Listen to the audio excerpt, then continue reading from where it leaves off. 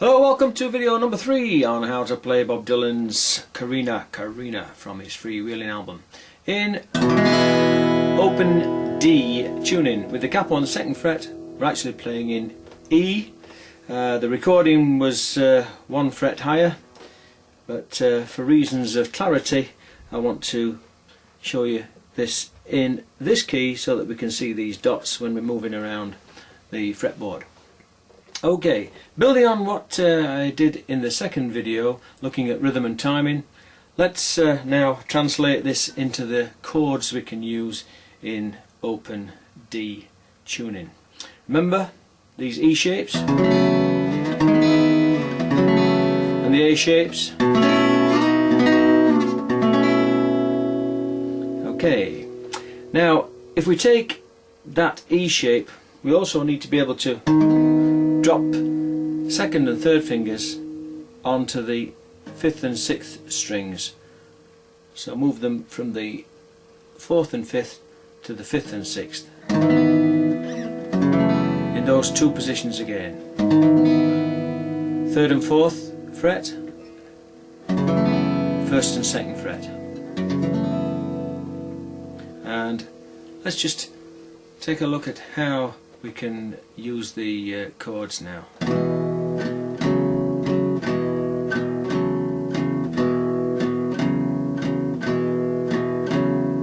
Remember the changes from D to G in the 2nd video. That's all I'm doing here. D being an open chord, and G, it's not actually a G, but it's just a variation on G that is perfectly acceptable in this song.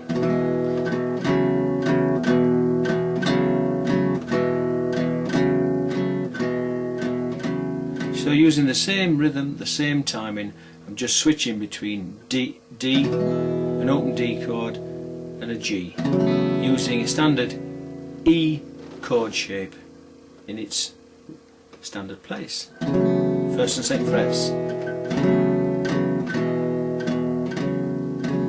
And we can also use an E7 shape. Lift off that 3rd finger and do the same again.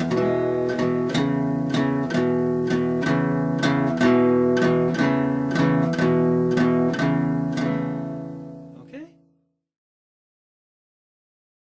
Right, let's take a look now at how we can make use of that chord shifted up to the 4th fret, or to the 3rd and 4th frets. As a standard E shape, and again with the 2 fingers, the 2nd and 3rd fingers lifted from the 4th and 5th strings and dropped onto the 5th and 6th strings in the 4th fret, and slid down 2 frets to the 1st and 2nd. We can get that rhythmic groove going again. Here we go.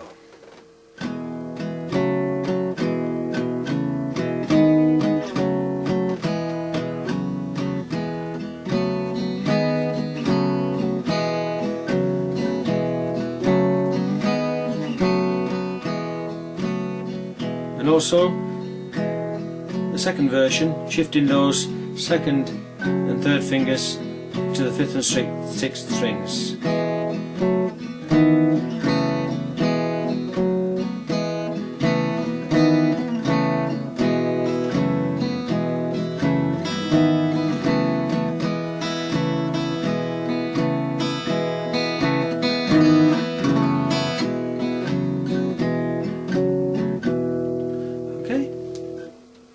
Now let's bring in the A7,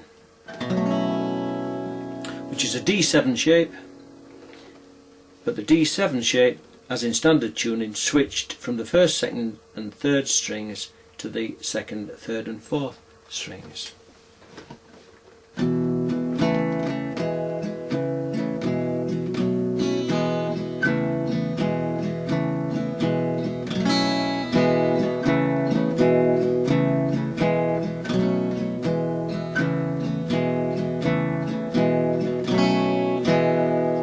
I'm emphasising that chord. We don't actually need to emphasise it like that when we actually play the song. It's just to show you that I am switching from that G to the A7. G, A7, open D, A7.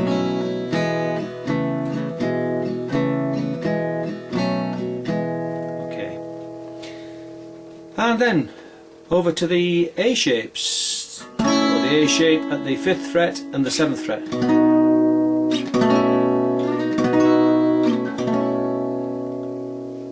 And we can get a little bit closer to the song.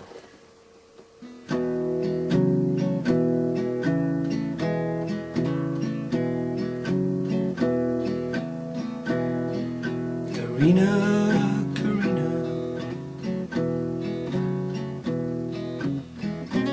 where you been so long?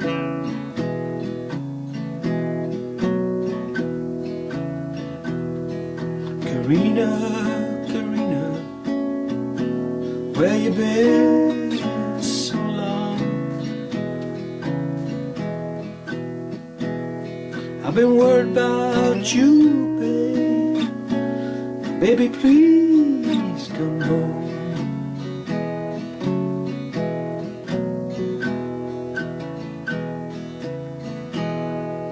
Okay, now see what I'm doing. I'm just using that rhythmic groove, D and G, Corrina, Corrina, then moving up to the 5th, to the 7th, back to the 5th, and down again. Corrina, Corrina, girl, where you been so long? Up to the 5th again. Corrina, Corrina, girl, where you been so long? And the A7. I've been worried about you, babe. Baby, please come home.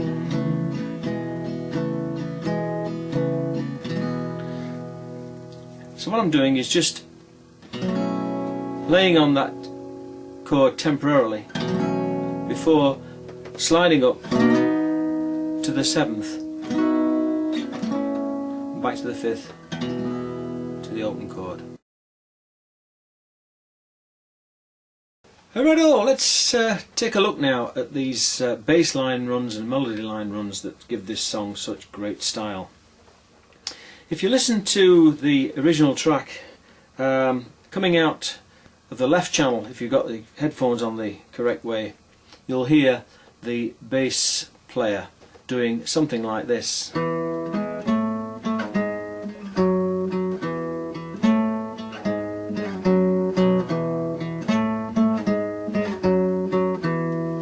Okay, and all I'm doing to get that effect is to play both the 4th and 6th strings at the 5th fret, 4th fret, 2nd fret and open.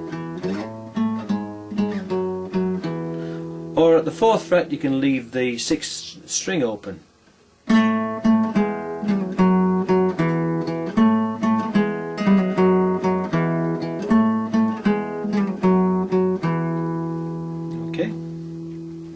And get similar effect if we switch the 3rd finger onto the 3rd string in the 5th fret. So I'm just fretting the 6th string and the 3rd string at the 5th fret, plucking both those strings, then moving down to that E shape that I showed you and plucking again the 3rd and 6th strings, and then down to the 1st and 2nd frets and open.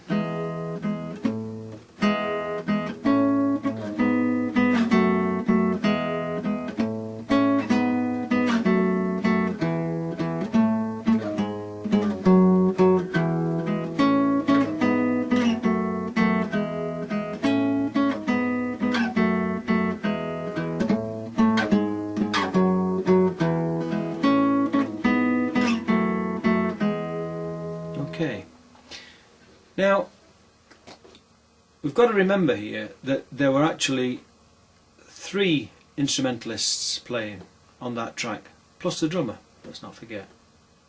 We've got Bob Dylan on guitar playing probably in standard tuning with the capo on the 5th fret, playing chords C, F and G.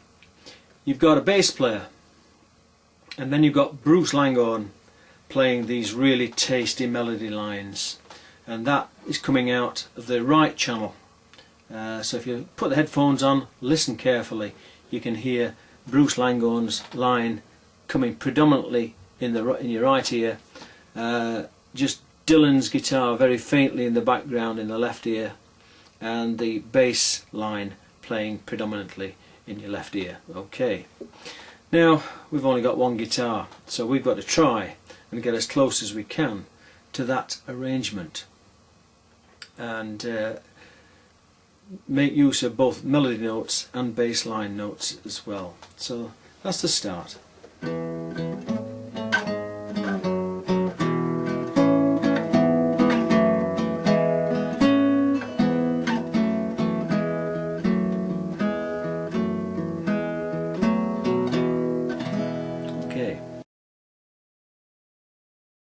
Righto, let's take a close look now at that very tasty Bruce Langhorne melody line that gives the song real distinction and style.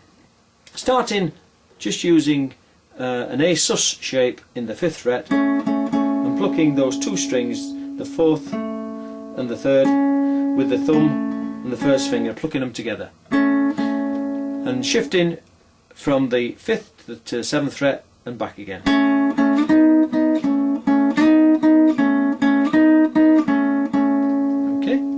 And then moving down to the 4th fret, but at the same time lifting off that 3rd finger and placing the 1st finger on the 3rd string in the 3rd fret.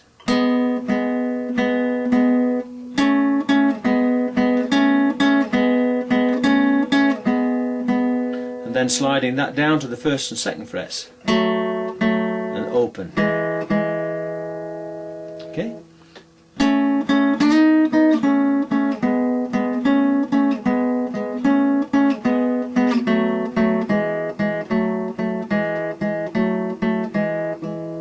Try and incorporate this into a verse then. Corrina, Corrina, girl, we've been so long.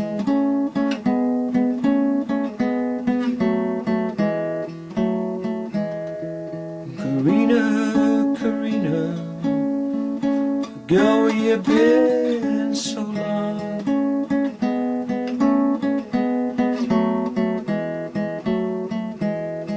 Worry about you, baby.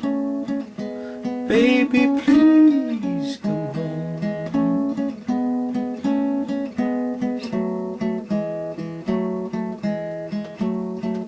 I got a bird that whistles, I got a bird that sings.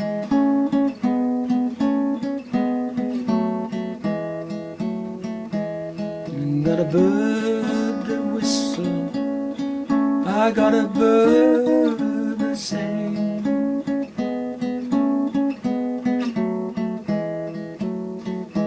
But if I ain't got Corrina, life don't mean a thing.